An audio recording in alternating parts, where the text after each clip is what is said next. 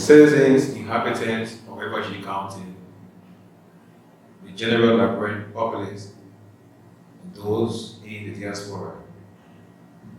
This video is intended to give you a summary understanding of my work at the National Legislature from 2018 to April 2022.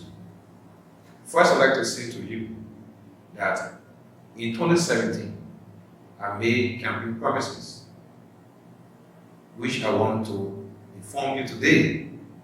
One, I promised that when elected as representative of District 3 Liberia County, I will focus my activities on areas of education, health, agriculture, and road connectivity.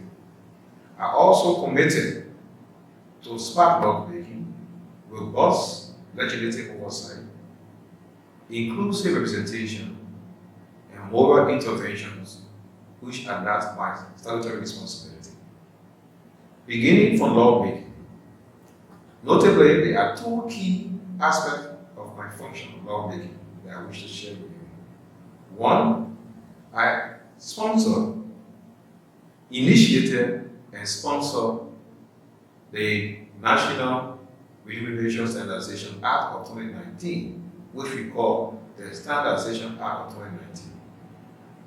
This act was to ensure that there is equal work for equal pay and a single salary for government or public servant, and also to reduce the inequality, both vertically and horizontally, of wages in the civil service. This act was initiated in 2019 and passed into law in October 2019.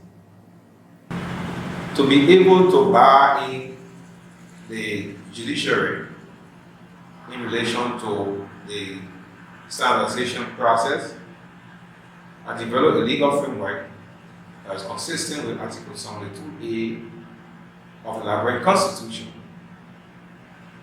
that require for a national program to be able to reduce the salary of justices and judges of the Supreme Court. It can be done only by a national program that is enacted by the legislature. So this Standardization Act formed a basis for a national program. It was done in a way to allow the government to enroll into the International Monetary Fund program so as to guarantee fiscal discipline. There was an option for the government to either enroll into the IMF program so as to have a better fiscal rating, to attract international funding, or to continue on the path which it was with a very huge wage bill. And as a country, we have no option. It is better to suffer today than endure tomorrow. And as we said again, this act provides for reducing the level of inequality both vertically and horizontally into the public service. What is the benefit of this act to Liberia County and District 1? As you know, from the standardization process, a amount generated, was used to ensure that nurses and teachers who were not on the payroll, some of who were on supplemental payroll, to be placed on the government payroll. Some of these nurses, including our chiefs and their staff that were not on payroll, are now on payroll. Besides, there were nurses that were on incentive programs like the FARA, and these programs have ended. So the benefit it brought to Liberia County, we have up to 64 plus nurses on the payroll and up to 150 plus teachers that are now being placed on payroll. The second one, I revised and introduced the act creating the Liberia Vocational and Technical Training Institute. Why did I do so? Unlike other counties in the southeast, Liberia County has no community college. However, Dopoh University is whereby a great opportunity for our young people to go to college. But not all young person to go to college.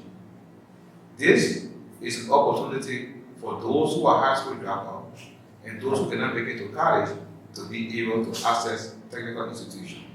We are a rural county, and as such, for us to build Liberia County, we need technical skills. That's the motive behind the technical and vocational training institute. That bill was introduced in 2019 and it was published in 2020.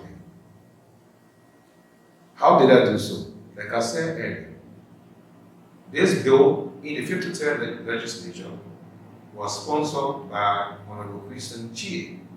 Unfortunately, it didn't get out of committee room until the 54th legislature.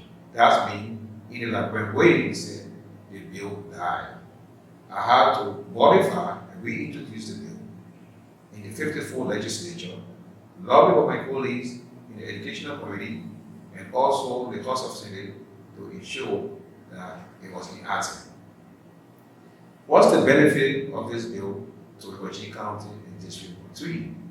Well, you know that Liberia County is a rural area. We want to build Liberia County.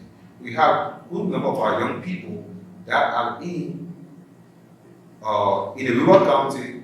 Somebody have gone to grade school, grade year, other area for illicit mining and other things. We need to have them trained to have better skill so that tomorrow we can have a comparative advantage for Liberia young people.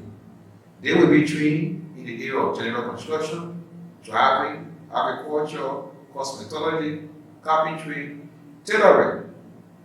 And besides that, as you know, they're going to have certificate and also associate degree level. We took some follow-up action. Upon the passage of the law, we lobbied with our colleagues on the Ways, Means and Finance Committee and the House of Representatives to ensure that funds were placed into the budget beginning this budget year 2022 to operationalize this technical institute. Thank you.